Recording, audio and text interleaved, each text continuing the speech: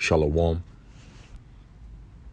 all praises, blessings, glories, and honors to Yahweh Bahashim, Yahweh Shai Bahashim, Rachak Wadash.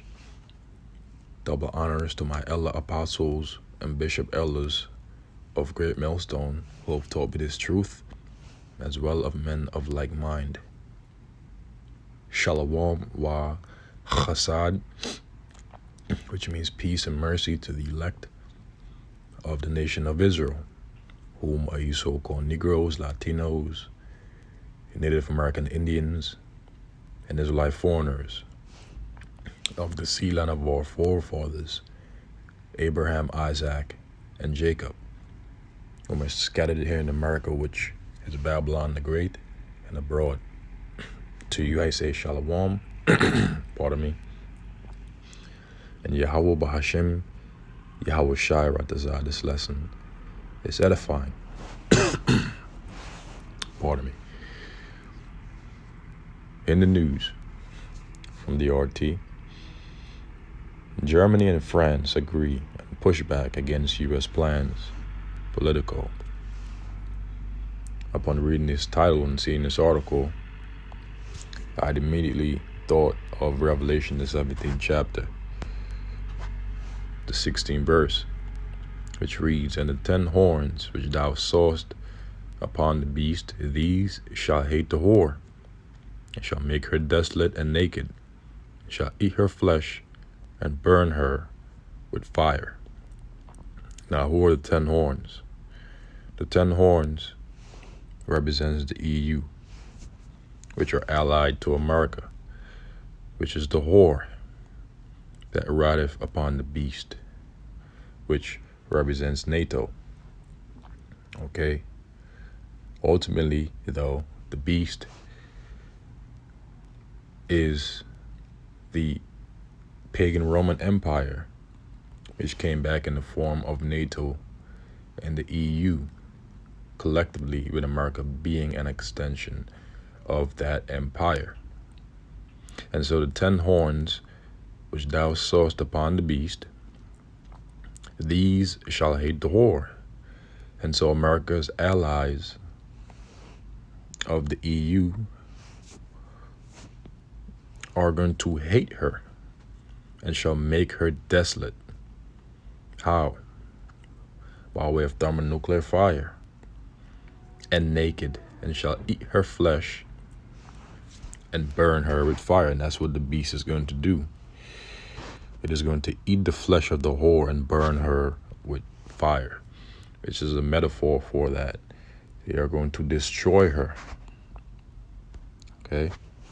Now let's read this article. French President Emmanuel Macron welcomes German Chancellor Olaf Scholz upon his arrival for a lunch at the Élysée Palace on October the 26th, 2022, Paris, France. Now, a few weeks ago, a German high official had expressed his concern and frustration over the fact that America, Babylon the Great, the whore, would be profiteering from the current energy crunch / circumstances that the EU is experiencing. Okay? And that America stands to profit from the sabotaging of the Nord Stream pipelines. Because America has been pushing for a very long time for its allies to buy its liquefied natural gas as opposed to just buying Russia's gas.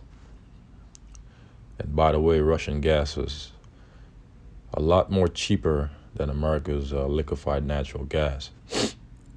It says the leader of Germany and France have reportedly reached a consensus that the EU will have to retaliate against the US if it goes ahead with planned tax cuts and energy benefits, amid and encouraging firms to shift production stateside. The news website Politico claimed on Thursday that Chancellor Olaf Scholz and President Emmanuel Macron are both concerned over the White House's Inflation Reduction Act, which they deem protectionist. Now, the word protectionist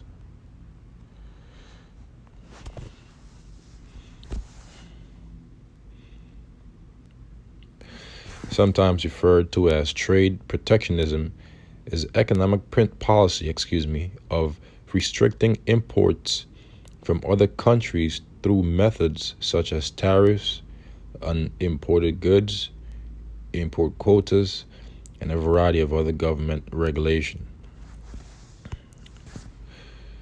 The conventional definition reads this: an advocate of the policy of shielding a country's domestic industries from foreign competition by taxing imports. So basically, Chancellor Olaf Scholz and President Emmanuel Macron are both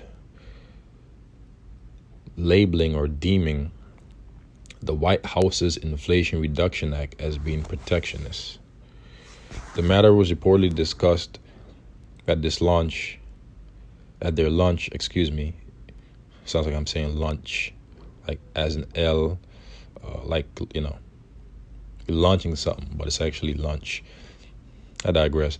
In Paris the day before, according to the outlet, citing people familiar with their discussions, the two leaders agreed that the state subsidy plan announced by the U.S. would constitute unfair competition and should not go unanswered. So here we have two of America's major allies that are a part of the EU and NATO pushing back against her. Politico noted that their agreement came despite differences of opinion between Scholz and Macron on other major issues, including energy and defense. To counteract Washington's plans, Paris and Berlin reportedly agreed to propose similar EU-wide incentive schemes for businesses. Reading more, most EU residents have reduced spending on essentials. Why? Because of inflation. However, if implemented, the measure would risk sparking a trade war between the bloc and the U.S., the article claimed. Appearing on the TV channel France 2 on Wednesday night, Macron called for a Buy European Act like the Americans, adding that the EU should reserve or subsidize for our European manufacturers. Scholz and I have a real convergency to move forward on the topic. We had a very good conversation, Macron added.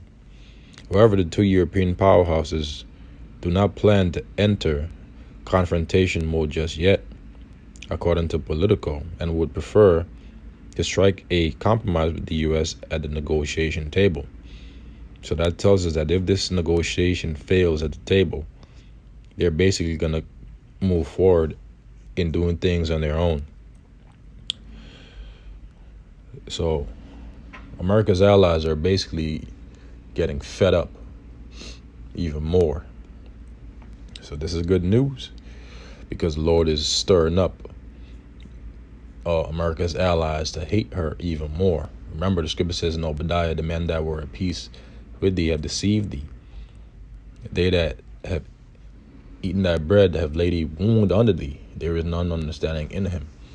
So they're going to break their contracts. They're going to break their agreements with America, Babylon the Great, and eventually shoot nuclear missiles upon her, according to biblical prophecy, eating her flesh and burning her with fire. Because those nuclear warheads are likened unto the heads of lions, and with their heads they do hurt.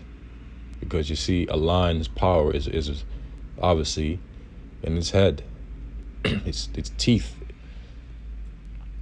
where it devours prey. And that's what those nuclear missiles are going to do. They're going to devour the flesh of America, Babylon the Great. We're going to leave nothing. Isaiah the 13th chapter, and various other chapters throughout the Holy Scriptures. According to the article, this could be done through the EU-US Task Force and the Inflation Reduction Act that was created on Tuesday during a meeting between European Commissioner President Ursula von der Leyen and U.S. Deputy National Security Advisor Mike Pyle. Moreover, an inflation meeting of EU trade ministers will be held in Prague next month, with U.S. Trade Envoy Katrin Tai attending the event. Also, let us not forget that the EU did say that once they find out who is responsible for the sabotaging of the Nord Stream pipelines, they will face consequences. And now, in other news, North Korea fires 2 ballistic missiles. Major U.S. car maker leaves Russia. Russia's move away from the dollar irreversible. Many other countries will begin to also move away from the dollar, if they haven't already. Biden backtracks on nuclear pledge. Let's read about this. The Pentagon has failed to impose a limit on use of the atomic option despite the president's promise. Why? Because they're preparing for war. Remember, it says here in Ecclesiastes, the 3rd chapter, the 1st verse and then the 8th verse, that to everything there is a season, verse 1, and a time to every purpose under the heaven, verse 8, a time to love and a time to hate. What season are we in? We're in the season of hate, the time of war and the time of peace. We are not in the season of peace. We are in the season of war. Hence the reason why these nations have been beating their plowshares into swords and their pruning hooks into spears. That is to say that they've been taking their economic wealth and using them towards the research and development and enhancements of weapons of mass destruction, chiefly intercontinental ballistic missiles. Joel chapter 3 verse start at 9. Proclaim ye this among the Gentiles, the natural heathens, the nations. Prepare war. What war? For what war? Revelation chapter 11 verse 14 tells us that the third world's woe cometh quickly. Therefore they are preparing for the third world's woe, which cometh quickly. And it will come quickly after the mark of the beast has been mandated, and the least of the flock has drawn America, Babylon the Great, out into the Middle East. Okay. Wake up the mighty men. Let all the men of war draw near. Draw near where? The valley of Jehoshaphat. The 1st verse tells us, actually the 2nd verse, that the Lord says, I will also gather all nations and will bring them down into the valley of Jehoshaphat, which is in the Middle East and in the Arabian Peninsula. Okay, Jehoshaphat in Hebrew is Yahweh Shaphat, which means Yahweh's judgment. Again, Jehoshaphat is located in the Middle East, in the Arabian Peninsula, and will plead with them there for my people and for my heritage Israel, whom they have scattered among the nations and parted my land. So now we know where the mighty men are going to draw near to, in the valley of Jehoshaphat. Let them come up, beat your plowshares into swords and your pruning hooks into spears. Let the weak say, I am strong. We've been seeing nations such as North Korea that have been constantly testing nuclear missiles, saying that they are now strong because now they have nuclear missiles. Okay. Assemble yourselves and come all ye heathen, and gather yourselves together round about, to the cause thy mighty ones, which are the angels, to come down, O Yahweh. Let the heathen be wakened, and come up to the valley of Jehoshaphat, for there will I sit to judge all the heathen round about. So that's where the Lord is going to judge all the heathen nations. So going back, the Pentagon has failed to impose a limit on the use of the atomic option despite President's promise. The Pentagon disclosed on Thursday in its long-awaited National Defense Strategy NDS report that given what is called the growing security threats posed against the U.S. and its allies, Washington must leave the door open to such options as a nuclear first strike. It also has allowed for the use of atomic weapons to prevent conventional attacks. That conclusion was approved by the White House after the Pentagon's thorough review of no first use and solo purpose nuclear policies and flaws in the files of campaign promises by President Joe Biden. Those approaches would result in an unacceptable level of risk in light of the range of non-nuclear capabilities being developed and fielded by competitors that could inflict strategic level damage to the United States and its allies and partners, the NDS said. Some allies and partners are particularly vulnerable to attack with non-nuclear means that could produce devastating effects. Biden pledged while running for president in 2020 that he would work to narrow the potential uses of America's nuclear weaponry.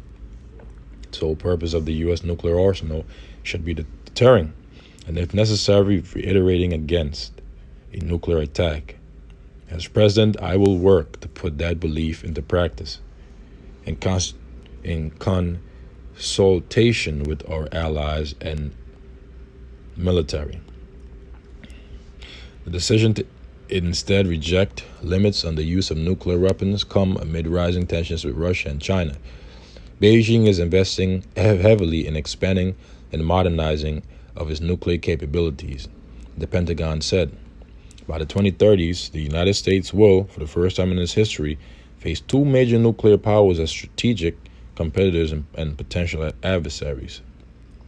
Washington will not use a threat to use nuclear weapons against non-nuclear states that are party to the treaty and the non-proliferation of nuclear weapons, according to the NDS report. For all other states, there remains a narrow range of contingencies in which U.S. nuclear weapons may still play a role in deterring attacks that have a strategic effect against the United States or its allies and partners. The report labeled China as the number one national security threat against the U.S. despite rising tension with Moscow over the Ukraine conflict. Security of Defense Lord Austin said China is the only competitor out there with both the intent to reshape the international order and, increasingly, the power to do so. The U.S. remains the only nation to have ever used nuclear weapons against another country. The atomic bombs dropped on Japan in August 1945 on Hiroshima and Nagasaki. This concludes the article. PayPal reinstates 2,500 misinformation penalty. What comes to mind if I'm not a word?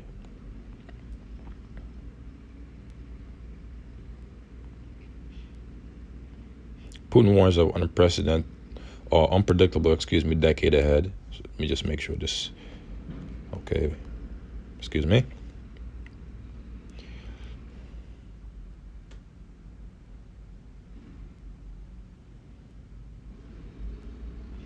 The U.S. has nothing left to offer the world. Putin. Let's briefly read this. The American model is now only about maintaining Washington's global dominance, the Russian leader claims. The U.S. no longer has a model, which is inspiring to the rest of the world and instead is maintaining its global dominance by throwing its weight around. Russian President Vladimir Putin asserted on Thursday. He added that Washington's elites were now even bullying supposed allies. This is why America's allies are going to hate her, who dissent from their neoliberal worldview. The Russian leader voiced his opinion that liberal democracy has changed beyond recognition and has transformed from a vehicle to promote freedom of speech and expression to demanding the cancellation of anyone with a different perspective. Oh, man, a house divided against itself cannot stand, man. Esau is so divided. He was making his regular annual appearance at the Valdai Discussion Club, which was held in Moscow rather than Sochi this year. The American leaders now have no creative ideas to promote positive development, Putin urged. They simply have nothing to offer the world beyond maintaining their dominance. And we've been seeing that. Putin also noted that the U.S.-led West has continued its policy of escalating tensions across the globe and is trying to subjugate the world under its rules-based order. He added that it remains unclear who invented these rules, what they are based on, or what exactly they are. Now, ultimately, the Lord is the one that put the spirit upon Esau Edom to invent these rules so that his will can be fulfilled. Okay, man's going is of the Lord. How can a man understand his own way? The Lord is the one that gives promotion from the east to the west to the north to the south. The Lord, Yahweh, Bahashim, Yahweh Shai, are the ones that gives power, okay, to our nation. And right now, the final nation that's in power, that's in rulership before the establishment of the kingdom of heaven on earth, is the nation of Esau, Edom, and their power is about to be out of there. Their kingdom is about to come to its end.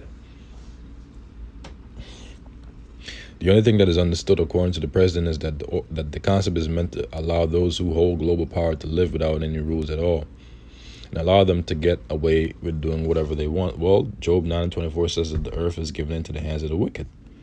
The West in recent years, and especially in recent months, has taken a number of steps towards escalation. They also play for escalation. There is nothing new here. This includes the incitement of war in Ukraine, provocations regarding Taiwan, and the destabilization of the world food and energy markets, he said. Humanity now basically has two paths it can pursue, Putin stated. It can either be fractured and keep accumulating problems that will eventually bury it, or try to find not ideal but working solutions to common issues. The president went on to stress the importance of preserving cultural diversity in the world, stating that the West is trying to flatten everything out to be identical and is blocking the free creative development of other civilizations and imposes its own style of development. Simplification and the erasure of any and all differences have become almost the essence of the modern West. What is behind this simplification? First of all, this is the disappearance of the creative potential of the West itself. Putin said. And you know what? I'll conclude reading this article here. The point has been read pretty much. And this has been another in the news. Lord Zenger was edifying, straight to the point. Before I conclude the lesson, I will read the book of Ezekiel, Lord's willing. Chapter 7, verse 25. Destruction cometh, and they shall seek peace, and there shall be none. Mischief shall come upon mischief, and rumor shall be upon rumor. Then shall they seek a vision of the prophet, but the law shall perish from the priest and counsel from the ancients. So destruction cometh in the form of Jacob's trouble. Okay, death and destruction, woe, miseries. And people are going to attempt to seek peace, and there shall be none. Mischief shall come upon mischief, bad news after bad news. And rumor shall be upon rumor, more bad news after more bad news. Then shall they seek a vision of the prophet. Oh, we got to find those guys over in the highways and byways, on the streets and the internet. They have the answers. But you won't be able to find the true prophets, because the Lord is going to hide his prophets. The Lord is going to hide wit, as it is written, wit will withdraw itself, wit will hide itself. Then shall they seek a vision of the prophet, but the law shall perish from the priest and counsel from the ancients. So, with that, Lord's willing, this lesson was edifying, straight to the point. Until the next, I say shalom to the elect.